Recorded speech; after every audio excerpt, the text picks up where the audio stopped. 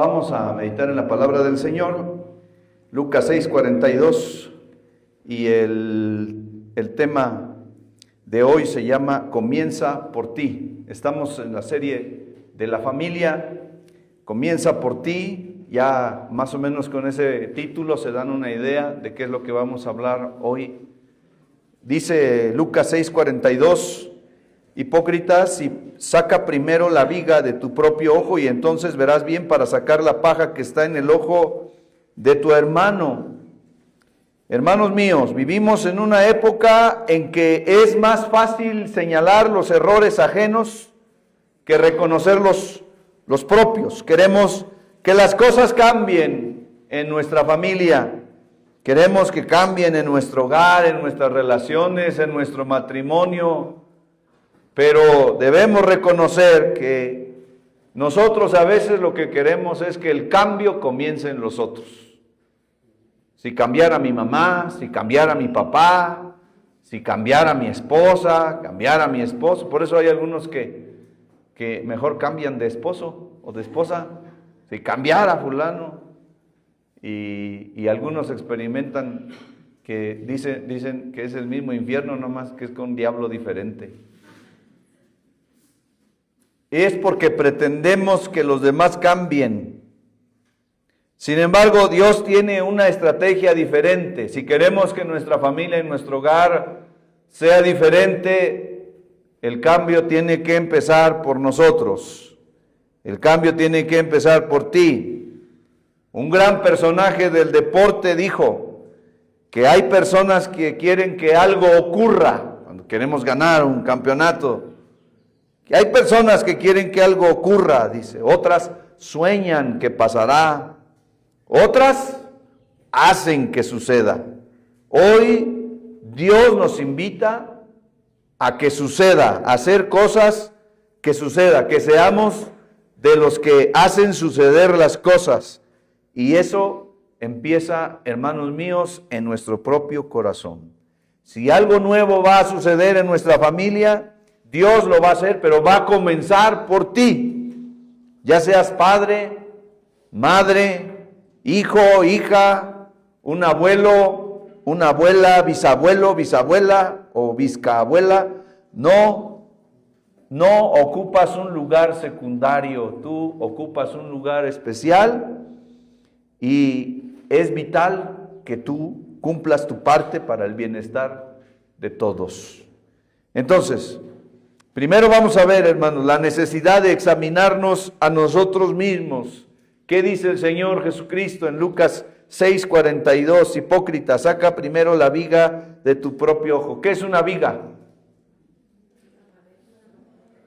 Una madera grande, un madero grande. Tengo una viga en mi casa de 3 metros y otra de 5 metros. Son maderas grandes, no las puedo mover yo solo. Dice, saca primero la viga que tienes, esa maderota que tienes en tu vida. Pero eres muy fino para ver los errores de los demás, de los que están en tu casa. Siempre estás criticando los errores de los demás en tu casa. Pero resuelve primero lo que hay en tu propia vida. El error de señalar antes de examinar. Este es el error de señalar los errores de los demás antes de examinarnos a nosotros mismos. Hay un problema aquí, hermanos, y es el orgullo. El orgullo no nos deja ver los errores nuestros, pero sí podemos ver los errores de los demás. Tenemos un orgullo muy grande. Nuestra vieja naturaleza no santificada nos lleva a culpar a los demás, como lo hizo Adán con Eva. Ella tuvo la culpa, la mujer que tú me diste. Y Eva dice, no, yo no, la serpiente. Y siempre estamos echándole la culpa a otras personas. No, si me hubiera el Señor dado la bendición de vivir en otra época, o en otra familia, o tener otros padres, o tener dinero. Ay, pero pobre de mí. Y la culpa la tienen los demás. A menudo juzgamos el comportamiento de un ser amado y nosotros no somos los que queremos cambiar. Nosotros tenemos que empezar a cambiar. En el fondo, nosotros criticamos a los demás porque nos importa su vida, pero el método de la crítica destructiva, a veces queremos que una persona cambie con crítica. Es que tú haces esto, haces lo otro, siempre, esas palabras, ¿no? Del siempre y el nunca. Es que tú siempre haces esto. Y otra vez, tú nunca haces, cuando no podemos ser absolutos. O sea, hay veces que se hacen y hay ocasiones en que no. Nosotros tenemos que ser más objetivos. Y nosotros podemos hacer una crítica constructiva, pero más que todo, debemos de pensar bien, debemos de pensar positivo en nuestra mente para nosotros. ¿Qué significa eso, hermanos? Miren, yo he visto en todo este tiempo que es clave lo que tú permites que haya en tu cabeza. La plática que tienes contigo mismo en tu cerebro. Ahorita que mencioné del tenis, una de las cosas que es un deporte como el tenis, es muy mental. Y el tenis se juega solo, ¿no? Cuando uno está jugando en una competencia del tenis, ni siquiera te puede, el entrenador no te puede decir nada, no te puede dar un consejo, hazle así, como en el fútbol que están gritando los técnicos, ¡ay, muévete para! No, en el tenis, nada. Eso es una pena, es una pena de coaching, no te pueden estar diciendo consejos, todo mundo en silencio, hasta una seña y todo eso no se puede. Es el jugador solito que tiene que resolver el asunto. Y eso significa que anda por la cancha y está pensando. Cuando va a hacer un movimiento, un saque, está pensando, todo está pensando. Y entonces toma la pelota y le pega con la raqueta, y si la pelota no dio a donde debía de dar, muchos se empiezan a recriminar, así, adentro, en su mente. Debiste de haberlo pegado bien, y ¿por qué no le pegas bien? Es más, yo he visto jugadores, amigos míos, que se empiezan a regañar a sí mismos en la cancha, pero como en voz alta. ¡Ay, eres un quién sabe qué! Pero se dicen ellos. Y aunque la persona no lo externe audiblemente, pero hay una plática consigo mismo. Y las personas que tienen más esperanza de éxito son las personas que tienen un mejor diálogo consigo mismo. Es aquellas que dicen, ok, lo hiciste mal ahorita, no te quedes clavado con esa jugada, eso se acabó, eso pasó, ahorita lo que viene, ya, enfócate, listo, a la siguiente jugada. Y otros están recriminándose y recriminándose. Y yo pienso que en la cuestión de la familia y en lo emocional, muchas veces es así, hermano.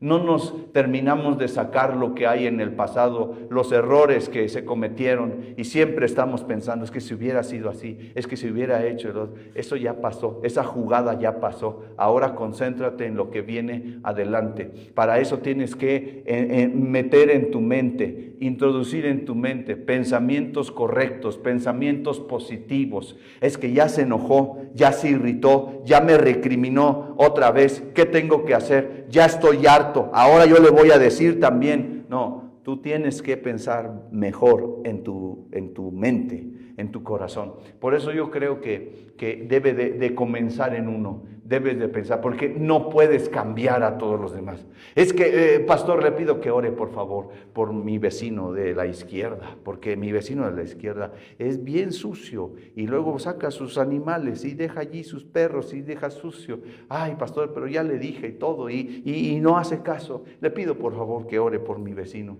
Y ya aprovechando aquí también al de enfrente, le pido que ore por el de enfrente, porque una música y unas fiestas que hace, no, es horrible y horrible. Y todavía mi tía que vive al otro lado, no, mi tía tiene unos hijos groseros y le digo, uy, pues usted quiere que llore por toda la colonia, mejor voy a orar por usted para que usted cambie. Es más fácil que el Señor cambie a uno que cambie a toda la colonia. Bueno, para el Señor es fácil todo, pero espero que me esté explicando lo que estoy queriendo comentarles, hermanos. Nosotros debemos cambiar, no tu esposo, no tu esposa. Tú empieza por ti mismo y tienes que empezar con pensamientos correctos. Y para tener pensamientos correctos debes de saber la palabra de Dios. Y si quieres saber más específicamente a dónde tienes que leer, Proverbios, Santiago, Proverbios, Eclesiastés, libros sapienciales, libros de sabiduría, como el Proverbios cuando dice, la honra del hombre es pasar por alto la ofensa. Fíjate nada más qué perla de sabiduría. ¿Ya pensaste en eso que acabo de decir? La honra del hombre es pasar por alto la ofensa.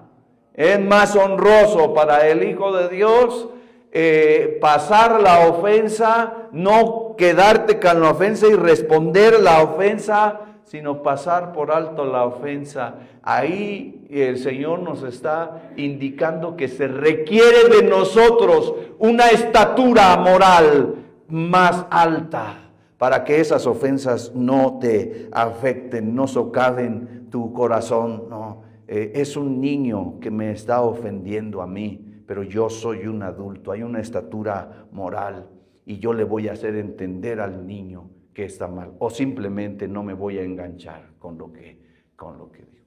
Viene un niño y me dice, tú estás bien feo. Ay, me dijo el niño que es un niño. ¿Y si fuera otra persona? Sí, no pasa nada. Yo en mi mente, yo tengo que ser fuerte. ¿Con qué? Con lo que el Señor me ha dado en su palabra. Entonces tienes que meter en tu mente la palabra de Dios. Por eso estamos los pastores diciendo, y los que enseñamos la palabra, lee la palabra y lee la palabra, hasta que la palabra de Dios se encarne en ti. Pero tienes que empezar por ti, para poder solventar todo lo que pasa en la casa y no responder, no ser un reactivo, alguien que nada más está acusando y recriminando a los demás. Deja eso, deja de estar recriminando, deja de estar irritable, de estar de gruñón, de estar de enojado, o estar siempre triste. No, tienes que tener una actitud correcta y para eso tienes que meter en la mente, en el cerebro, que es el centro de operaciones, tienes que meter información correcta que te permita vivir correctamente, aunque el ambiente sea hostil. Y miren, hermanos, que esto aplica para todos los ambientes, en el trabajo, en el vecindario, en el matrimonio. Tú tienes que empezar por ti. Tengo que cambiar lo que estoy pensando. Si nada más estoy pensando en mi problema, no, tengo que meterle a este centro de operaciones la palabra de Dios. Y tenemos que aprender a retirar la piedra de nuestra mano. Cuando los fariseos, los escribas, le trajeron a esa mujer que había hallada en el error, en el pecado, sorprendida en el adulterio, la rabia de estos hombres era tan intensa que no habían considerado la posibilidad del perdón y la restauración, como nosotros a veces no hemos considerado el asunto de considerar a los demás, de tolerar, de perdonar, de restaurar al otro. Nada más estamos acusándolo y nos quedamos con ese problema en nuestro corazón. Pero Jesús dijo, el que de vosotros esté sin pecado, sea el primero en arrojar la piedra. Y con esa declaración les cortó el dedo índice para dejar que los 4 otros de la mano le apuntaran a cada uno a sí mismo. Así que para esto, hermanos, necesitamos la sinceridad como punto de partida. Una de las cosas por las cuales tenemos que empezar es la sinceridad. Para confesar tus defectos y para no repetirlos, considerar lo que la Biblia dice. ¿Podrá alguno entender sus propios errores?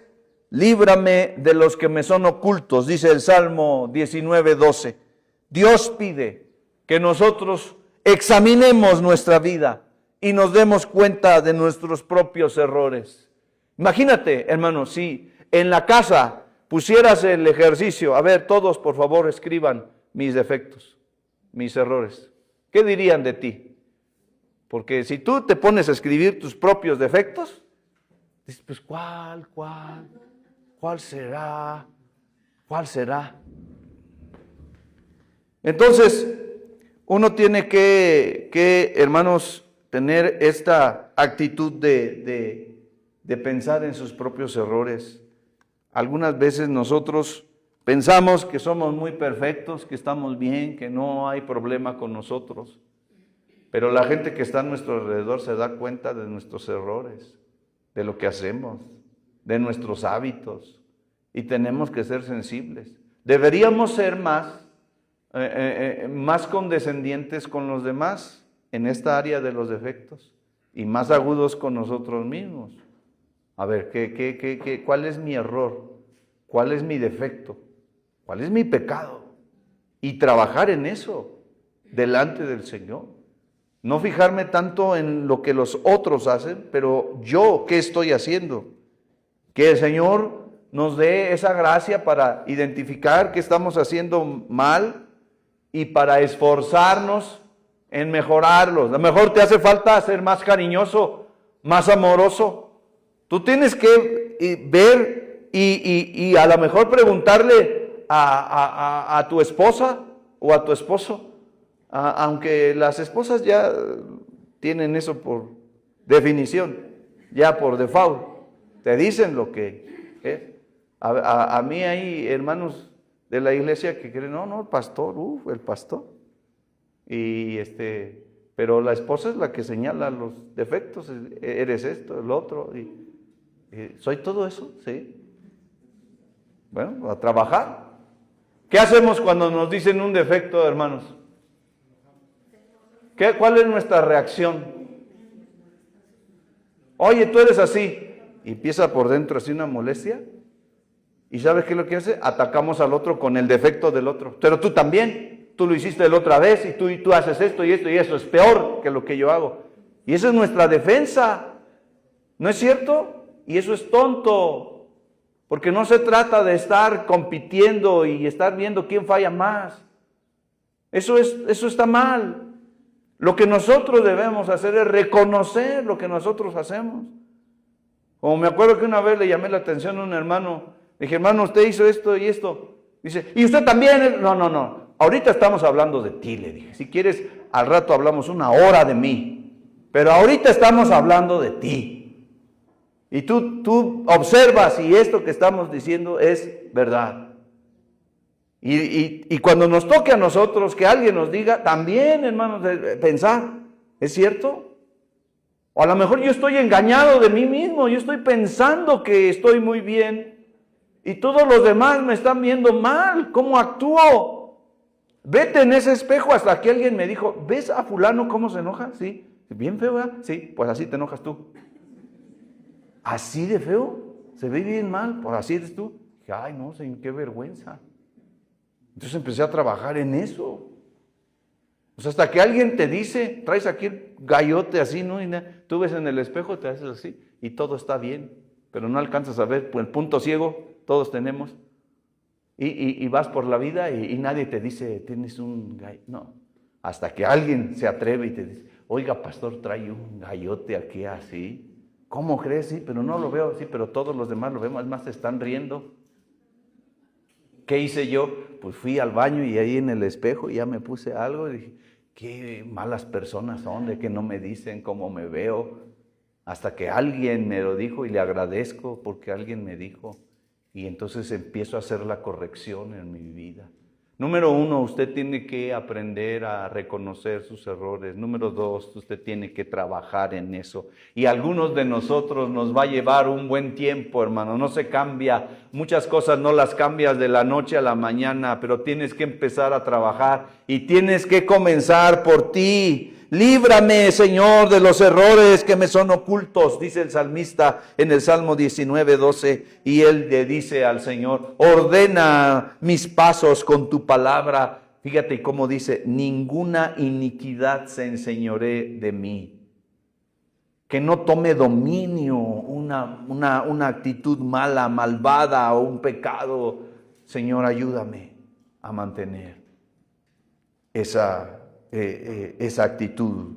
Número 2, Dios quiere comenzar por ti. ¿Por qué Dios quiere comenzar por ti? Creo que suena un poco eso.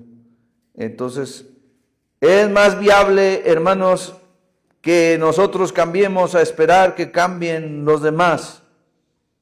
Dios quiere que tú cambies tu conducta antes que los de alrededor cambian. Entonces la guerra, el trabajo empieza por nosotros mismos. Yo he visto algo y hermanos, yo le pido al Señor, de veras que esta es una oración que yo tengo, Señor. Señor, mientras más me hago viejo, y si tú me dejas llegar a viejo, grande, un viejito, ayúdame a no ser un viejo cascarrabias. ¿Han visto que hay gente que entre más viejo se hace, más cascarrabias, menos tolerancia tiene, más enojón, y contestan mal? Y yo digo, Señor, ayúdame para que conforme voy haciéndome más grande de edad, sea más sabio de entender las cosas, tener más paciencia con los niños, con los jóvenes, más amor, menos torpe, porque a veces no tenemos la paciencia. Y qué maravilla es ver a un anciano que por su experiencia y su sabiduría quieres estar con él porque te da una palabra de edificación. Ese es el que yo quiero ser.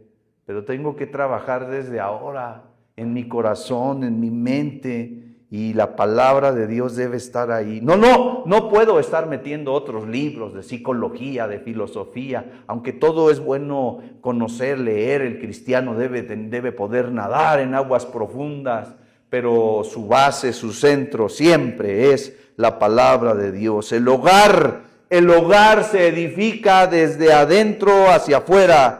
El mundo materialista y competitivo ha sustituido los principios espirituales por los factores de éxito, de fama, de prosperidad material. Hoy muchos hombres y mujeres viven más preocupados por ser productivos en una empresa, por tener comodidad en la casa, que por edificar su hogar.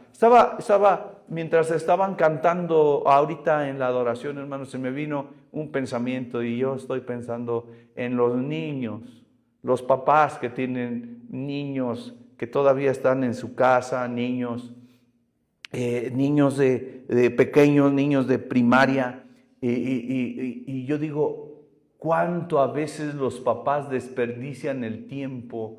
Y qué valioso sería que desde ahora tomaras a tu niño y le hablaras de la Biblia, de la palabra de Dios cada día un poco, cada día un poco más, y de la palabra de Dios, y aprovecharíamos, pero algunos padres están perdiendo el tiempo tan valioso, y luego ya cuando son de adolescentes o jóvenes, ay, pastor, ayúdame, por favor, a orar por este muchacho que anda muy mal. Digo, algunos de nosotros no aprovechamos el tiempo que los teníamos allí, pequeñitos, tiernitos, para darles un legado. El cambio empieza por ti, desde adentro hacia afuera. Es dejar un legado, es más que un testamento de bienes acumulados, es el modelo de construir relaciones bonitas, afectivas. Tienes que pensar, hermano, si estás contribuyendo a que las relaciones en tu hogar sean bonitas, sean afectivas. Eres un elemento que ayuda para que las relaciones sean buenas en tu casa, o eres un elemento que fastidia las relaciones, que pone más problema, más irritación. Tienes una actitud noble, tienes un carácter amable con tus hijos, si tienes un yerno, una nuera, si eres abuelo, tienes una actitud amable, una actitud tierna, una actitud amorosa. Si no, tenemos que trabajar en eso, de la mano de Dios. La Biblia dice que nosotros tenemos que hacer la guerra y tenemos que buscar, dice Proverbios 24:6, con ingenio harás la guerra y en la multitud de consejeros tendrás la victoria, o está la victoria.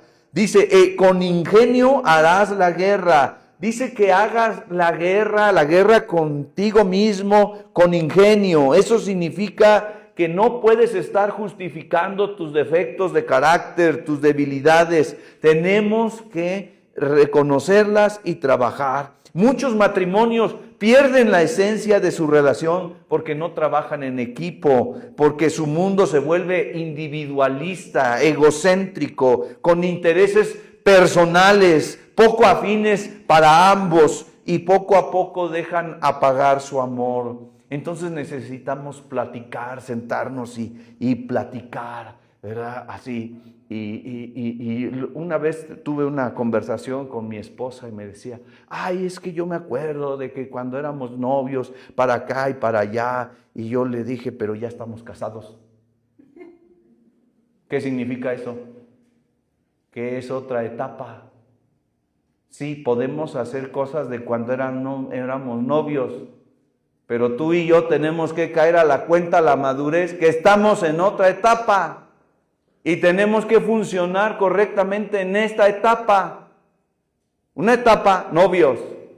Etapa, recién cansados. Recién casados. Otra etapa, el embarazo. ¿Cambian las cosas o no? Y debe ser sabio el hombre con una mujer embarazada. Y la mujer hacer un esfuerzo para ser sabia también cuando está embarazada. Es cambio. Cuando nace el niño, ¿hay cambio? Es otra etapa, se necesita sabiduría. Por eso dice el salmista, dice, dame sabiduría para que mis días los viva con esa sabiduría. Ayúdame a contar mis días, mis años con sabiduría. Ahora, el niño está pequeño y se queja el hombre. Es que ya antes me atendía, pero ahora todo es un niño, todo es su bebé. Pues claro. Eres tonto si no piensas que ahora ese es su foco. Pues tómalo de la manera atenta, vete y descansa tú, ve y tómate un break y déjalo ahí con el bebé. Y luego tú agárralo y disfrútalo y abrázalo y báñalo y cámbialo y es otra etapa. Y luego cuando el niño anda caminando y que tienes que andarlo cuidando para todo, que empieza sus primeros pasos, cambia. ¿Es una etapa diferente? Sí, claro, y es cansado. Ese muchacho que se acaba de levantar ahorita, a los 6 meses, pesaba y cambié y me llevaba yo una de esas, ¿cómo se llama? Bolsas que van aquí, ¿verdad? Y lo llevaba yo allí, hermanos. Fuimos a un viaje y lo llevaba yo ahí cargando. La espalda me dolió.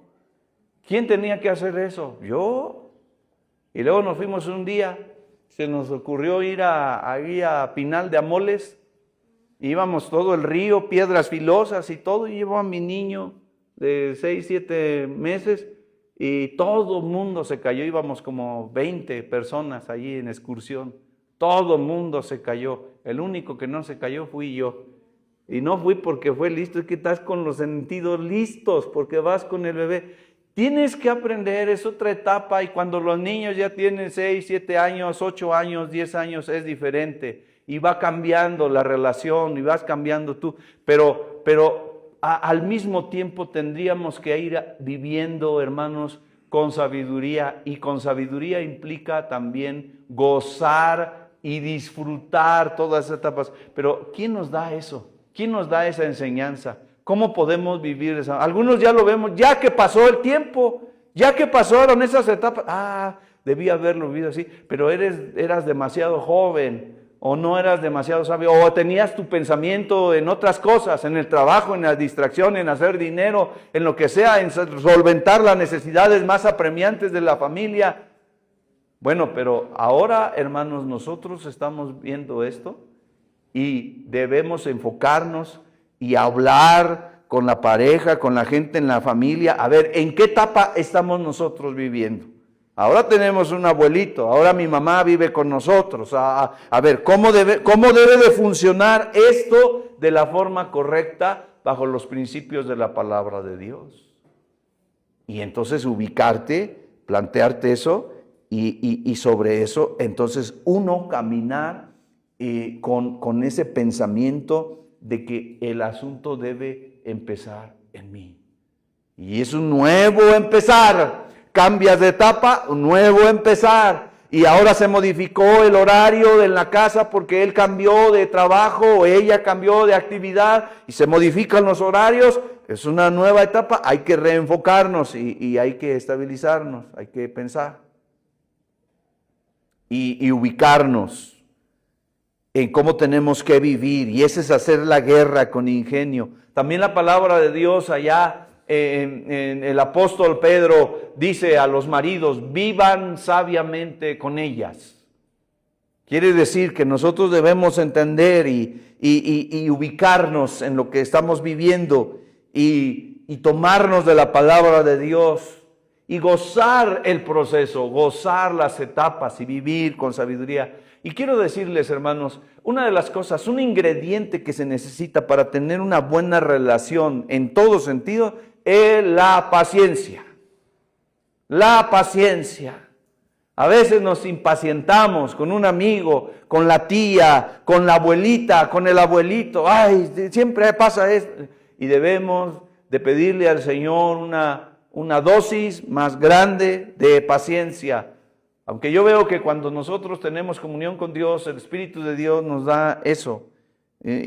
Por eso dice, mas el fruto del Espíritu es gozo, paz, paciencia, benignidad, bondad, fe, mansedumbre, templanza, dominio propio. Contra todo eso es fruto del Espíritu Santo, es el fruto. Y cuando tú estés viendo que estás perdiendo la paciencia, te vuelves más irritante, más enojón o triste, depresivo, tienes que volver a tener comunión con el Señor, a intensificar en oración, en busca de la palabra de Dios y empezar por ti mismo otra vez. Hermanos, ¿cómo viven?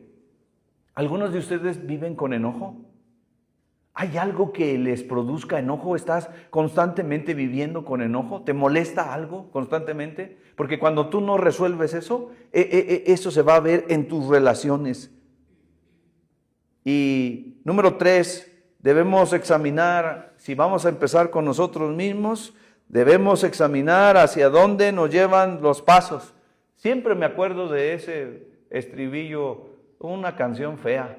De cuando yo iba a la escuela bíblica de vacaciones, una vez fui un año y nos enseñaron un canto medio feo. Bueno, a mí se me hace medio feo, pero la única frase que se me quedó es: ¿a dónde te llevan tus pasos? ¿A dónde irás a parar? ¿A dónde te llevan tus pasos? ¿A dónde irás a parar? Es como feo para un niño, no sé, a mí se me hacía feo. Pero se me quedó esa frase, no me acuerdo nada más del canto, pero decía, ¿a dónde te llevan tus pasos? Lo más importante se quedó, finalmente. No importa si la música era fea o no me gustaba, pero ese consejo ha estado allí en la mente. ¿A dónde te llevan tus pasos? Tú estás viviendo en una familia, estás en un matrimonio. ¿A dónde te llevan tus pasos? ¿Qué rumbo estás tomando, hermanos? Estás en la iglesia, pero hay personas que están en la iglesia y no necesariamente están caminando derecho, no están caminando bien. Hay gente que están en un matrimonio y están teniendo el privilegio de tener una buena esposa, un buen esposo, buenos hijos, pero eso no lo valoran. ¿A dónde te están llevando tus pasos? Tu corazón, ¿hacia dónde se está inclinando? Hubo una vez un tío y un sobrino que tuvieron un pleito.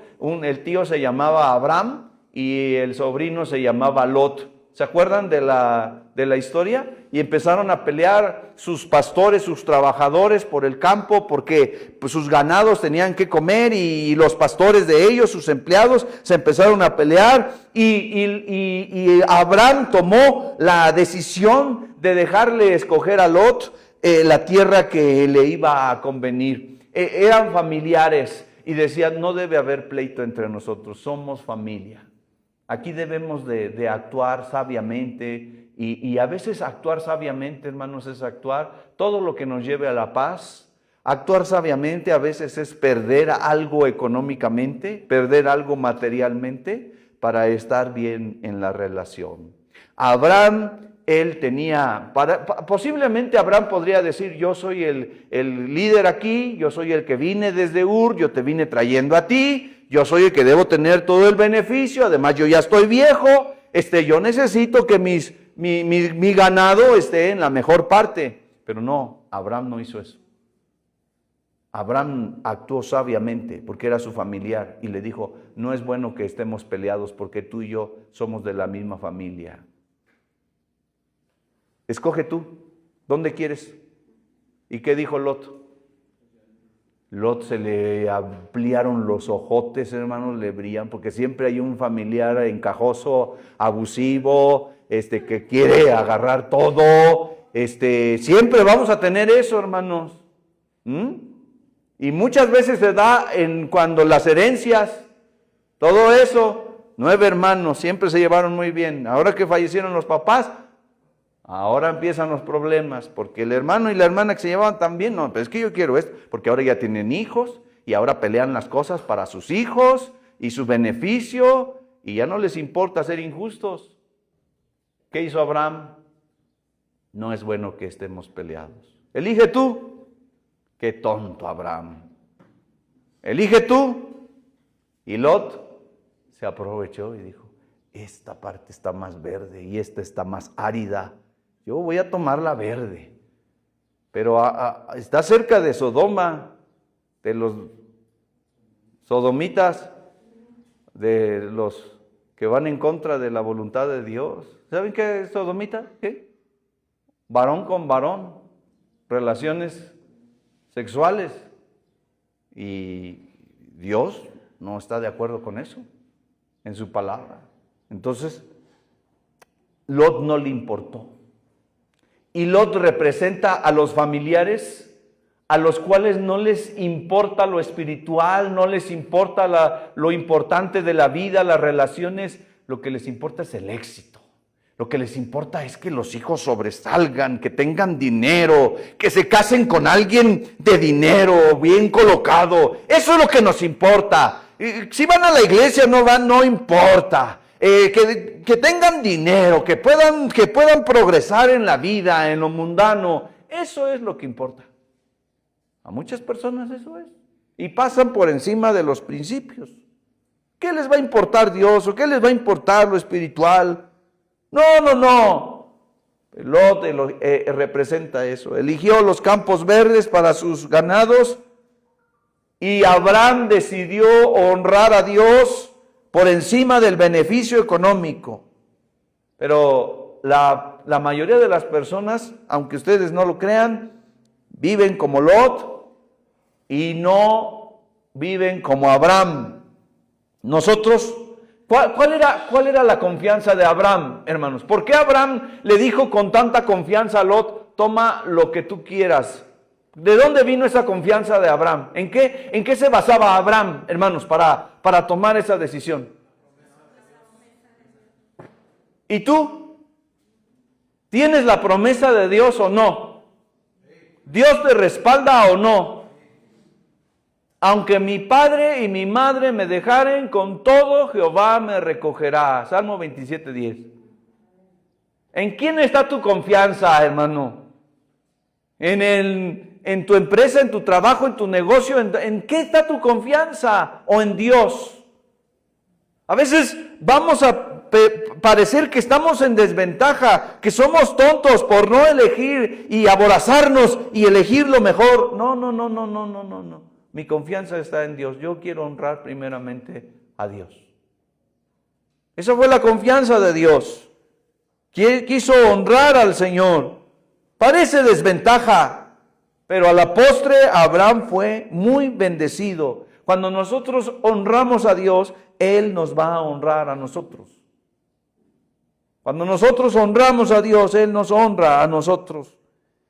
Lot vio su propio beneficio y fue poniendo sus tiendas, dice la Biblia, hacia Sodoma, y al ir acercándose a esa ciudad, se fue gradualmente contaminando con la cultura, la forma de pensar, las costumbres, las creencias y la ideología de una ciudad más desarrollada y progresista. Así están viviendo muchos hombres y mujeres. La codicia de Lot le abrió la perspectiva de una vida más cómoda y placentera, pero cegó su entendimiento para darse cuenta que estaba poniendo en riesgo lo más valioso, que es la familia. Lo más valioso es la familia, socialmente, en la sociedad, hermano. Así que Y Lot ignoró las señales de advertencia. El primer aviso llegó cuando los reyes de Sodoma lo atacaron y lo llevaron prisionero. Abraham armó 318 criados para rescatarlo, pero Lot no aprendió la lección. Y hubo un último aviso cuando los ángeles de Dios lo visitaron y le urgieron a salir. Y fue lamentable que su esposa volteó hacia atrás, se agarró del mundo, estaba enganchada con aquello que era el mundo. El mundo es el sistema de cosas y de ideas que se contraponen a la voluntad de Dios. Y su corazón de ella estaba allá y fue eliminada. Sus yernos no creyeron y sus hijas pensaron que cometer incesto era la opción. Y así se dio origen a dos naciones enemigas del pueblo de Dios. Lot perdió a su esposa. Fíjense, Lot, que primero tomó la decisión de quedarse con lo mejor, materialmente hablando, al final perdió su familia, perdió a su esposa y sus hijas cometieron actos muy reprobables. Él mismo ofreció a sus hijas para que fueran violadas y ahí se perdió la familia, también las posesiones finalmente, y el pudor se perdió. Dios ve a la humanidad en términos de generaciones. Nuestra propia generación va a dar otra generación y una persona puede ser usada para que el maligno perjudique a la siguiente generación. Hermanos, por eso debemos cuidar a nuestros jóvenes. Nuestros jóvenes están a punto de empezar una nueva generación. ¿Y esa generación cómo va a ser? Yo estoy pensando que cuando mis hijos tengan sus hijos, espero yo como en unos 10 años o más. Bueno, si el Señor nos concede, pienso que el Señor me dé la oportunidad de tomar a esos niñitos desde pequeños para que estudien la palabra de Dios. Y que me lleven a ver, vamos con el abuelo y el abuelo les va a enseñar la palabra de Dios. Firmes ya, niños. Biblia en mano. Mano derecha, Biblia volteada. Vamos a hacer esgrima con rapidez. Rápido, a buscar en la Biblia. Pero abuelo, ya no se usan las Biblias de papel. Ya para ese tiempo yo creo que ya no. Ya todo electrónico, ¿no? Aunque ahorita Suecia me parece que es el país que está volviendo al papel y al lápiz, después de que estaba todo tecnológico, porque están viendo que los niños están siendo afectados por la tecnología y están volviendo al papel y al lápiz y mochilas con cuadernos y todo, como antes, diciendo que era el país más tecnológico en cuanto a la educación, y están volviendo a eso. Así que yo quiero tomar a esos niños, no sé, una niña, un niño, no sé, que vayan a tener ahí, y los nietos, y enseñarles la palabra de Dios. Yo quiero peinar la zona por si ellos se descuidan y no son buenos papás para enseñarle a sus niños. Yo, si el Señor me presta vida, yo encargarme como abuelo de que esos niños tengan bases correctas. Porque a veces, hermanos, se pierde la generación que sigue, porque los abuelos eran buenos padres, pero ya luego los hijos se relajan.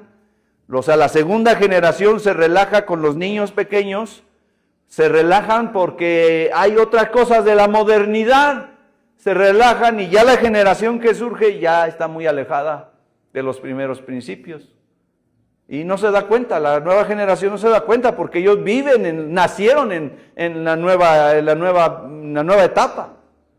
Entonces necesitamos nosotros encaminarlos y volverlos al camino de Dios.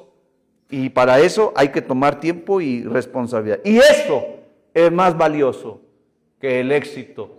Eso es más valioso que el éxito del mundo. Eso sería para mí verdadero éxito.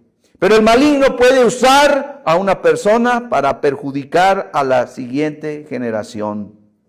Y Dios también puede usar a una persona para bendecir a la siguiente generación. ¡Qué maravilla! Dios puede usar a una persona para bendecir a la siguiente generación. La semana pasada hablamos de las mamás, ¿se acuerdan de las mamás de la Biblia? Y hubo una abuela y una mamá que criaron a un pastor que era Timoteo.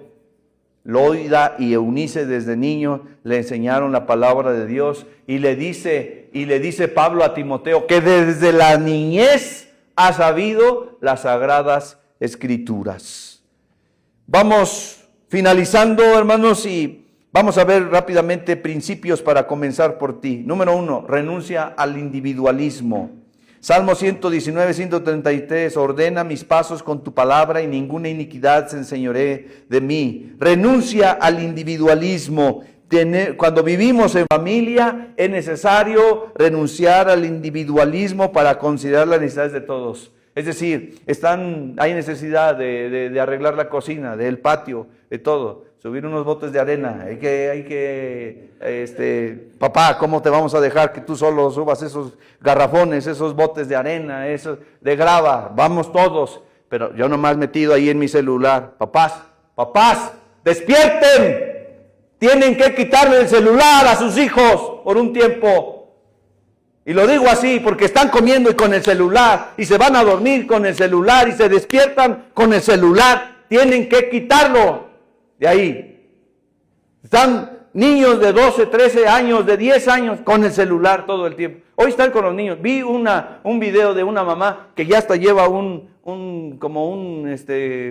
tirante, lleva ahí una pantalla para que no se le pierda a la niña ahí en el mercado. Y la niña ni se le pierde porque está pendiente de la pantalla. O sea, la niña no se pierde porque está en la pantalla. Y ahí va la niña, como cuando a un perrito le cuelgas un huesito y que ahí va buscando el huesito. Así va la niña. Y el video va siguiendo y la mamá va caminando y la niña va siguiendo la pantalla.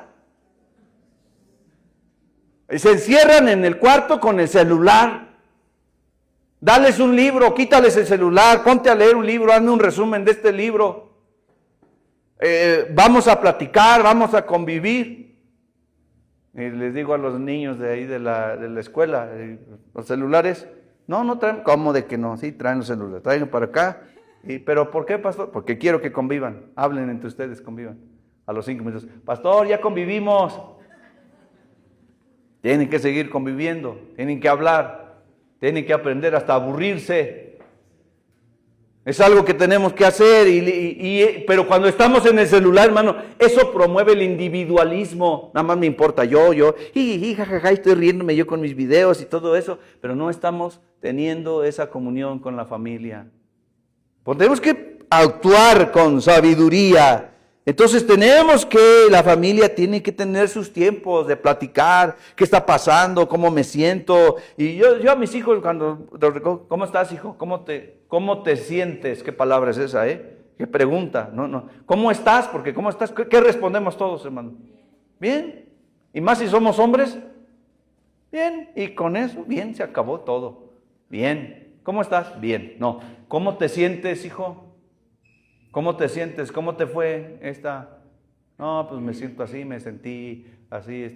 Perfecto, mira, vamos a hablar de eso, etcétera. Y ahí en la comida, que sea un tiempo de convivir, la familia, eso es importante. De reír, eso tenemos que hacerlo en la familia, hermano. Todo empieza por ti, por dejar el individualismo. Y debemos de pensar en construir nuestra casa como hizo el hombre prudente sobre la roca. Y la roca es la enseñanza de la palabra de Dios.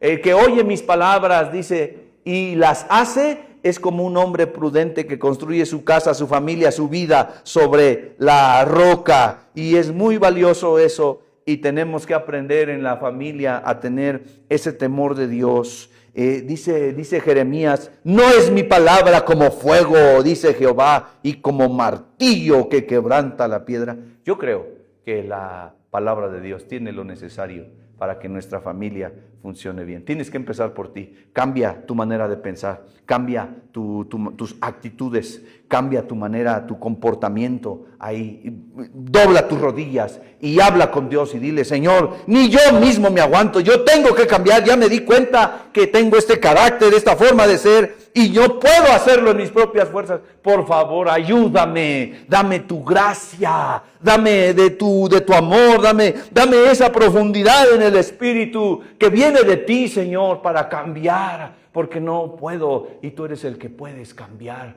mi corazón. Si quiere, vaya con un psicólogo, páguele, pierda dinero.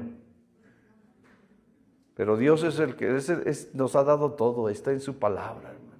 Lo que tú necesitas es doblegar tu corazón, doblegar tus rodillas, decirle sinceramente: he pecado, Señor, estos son mis defectos, esto es mi carácter, soy una persona fea, le he fallado a mi familia, he causado sufrimiento o dolor por mi forma de ser. Perdóname, Señor, y ayúdame, socórreme, ayúdame, Señor. Tú eres el que me puedes ayudar. Insistir en eso un día y otro día, y en la tarde y en la noche, y cuando te levantas, insistir en eso. Necesito cambiar. El cambio empieza por mí. Hoy Dios te está haciendo una invitación especial. No que cambies a tu cónyuge o a tus hijos, a tus padres, a tus hermanos. Él te pide que comiences por ti. ¿Deseas que algo nuevo suceda en tu casa, en tu familia? Recuerda, Dios quiere comenzar por ti. Así como Abraham confió en Dios y su fe fue premiada, el Señor también honra a los que le honran. Examina tus pasos. ¿A dónde te llevan tus pasos? ¿A dónde irás a parar? ¿Estás acercando tus tiendas hacia Sodoma o estás confiando en la provisión de Dios? Lo que estás haciendo en el día de hoy, eso definirá lo que vas a vivir en el futuro. ¿Vas a bendecir a la siguiente generación o la vas a perjudicar? Hoy nosotros debemos examinarnos a nosotros mismos, y si sabes que tus pasos, tus actitudes te están alejando de Dios y de tu familia, este es el momento. Deja la piedra acusadora, saca la viga y comienza por ti, porque una sola persona dispuesta a ser transformada por Dios puede cambiar el rumbo de una familia, no solamente de ese tiempo, sino para su próxima generación. Padre, inclinamos nuestro rostro y nuestro corazón. ¿Quién de aquí, quién de nosotros no ha cometido errores? ¿Quién no ha fallado, Señor, en la familia? Algunos de nosotros tal vez nos avergonzaríamos si salieran a la luz los errores que hemos cometido, como esposos, como esposas, como hijos, como hermanos. Señor, perdónanos.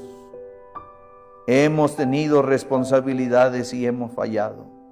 Algunos con nuestras palabras hemos causado dolor, tristeza, enfado, resentimiento. Perdónanos. Independientemente de cómo sean las personas a nuestro alrededor, nosotros nos debemos a ti. Tú eres nuestro Dios. Señor, no tenemos objeciones o excusas, más bien no tenemos pretextos. Nosotros debemos cambiar.